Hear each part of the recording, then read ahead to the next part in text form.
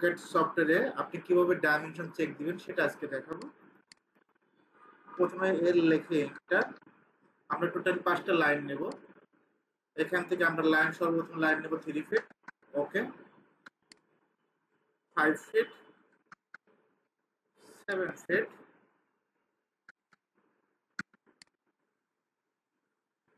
2 fit, 4 fit. আমরা ডাইমেনশনটা check দিব। সর্বপ্রথম এখানে দেখবেন যে ইন্টারফেসে দেখবেন যে ডাইমেনশন লেখাই আছে।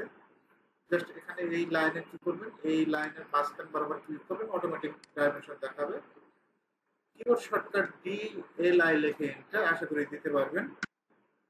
ফার্স্ট পয়েন্ট, সেকেন্ড পয়েন্ট, ওকে, 5 ফিট, এটা 3 ফিট, ডিআইএম,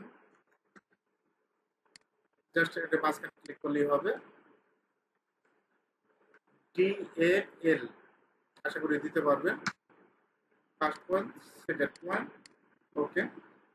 এখান থেকে দেখবেন যে ডাইমেনশন টুলবার আছে, অ্যালাইন, অ্যালাইন থেকে মেজারমেন্ট নিতে পারবেন।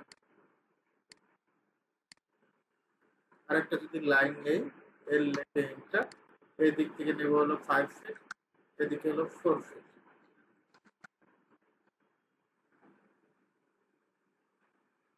ডাইমেনশনে যাবেন, এখান থেকে ফার্স্ট সেকেন্ড যেটা আছে সেটা ক্লিক করবেন, ফার্স্ট পয়েন্ট, সেকেন্ড পয়েন্ট। তবে চেষ্টা করবেন কিবোর্ড শর্টকাটের জন্য কাজ করার জন্য ডিএলআই লেখে এটা, ফার্স্ট পয়েন্ট, সেকেন্ড, ওকে, এদিকে 5 ফিট, এদিকে 4 ফিট। আশা করি ডাইমেনশন নিয়ে কারো কোনো প্রবলেম নেই। এখন আমরা যদি এই ডাইমেনশনের যে ইটা দেখতে পাচ্ছি, যে অ্যারোটা দেখতে পাচ্ছি, এই অ্যারোটা চেঞ্জ করব। সেটা কিভাবে, ডি লেখে এন্টার, কি লেখে এন্টার, ডি লেখে এন্টার, মডিফাইতে যাবেন। মডিফাই থেকে স্যাম্পল এন্ড অ্যারো, এখান থেকে আমরা কি করব, আর্কিটেকচারাল টেক্সট, আর এখান থেকে স্যাম্পল সাইজটা আমরা দিয়ে দেব 2, অ্যারো সাইজটা দিয়ে দেব 2, সেট কারেন্ট ক্লোজ। দেখেন এই অ্যারোটা দেওয়ার কারণে একটু ভালো লাগতেছে। এই অ্যারো যদি আপনার চয়েস না হয় তাহলে ডি লেখে এন্টার দিবেন, মডিফাইতে ক্লিক করবেন। মডিফাইতে ক্লিক করার পর এখান থেকে দেখবেন যে আপনার কোনটা ভালো লাগে, যেটা ভালো লাগবে সেই অনুযায়ী দিবেন। আমি যদি জাস্ট এটা সিলেক্ট করি, ওকে দেব, সেট কারেন্ট ক্লোজ।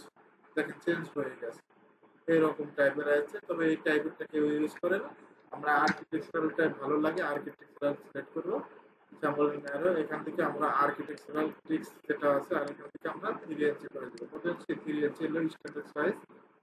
ওকে, দেখেন হয়ে গেছে। এভাবে চাইলে খুব সহজে আপনি ডাইমেনশন গুলো চেক দিতে পারবেন।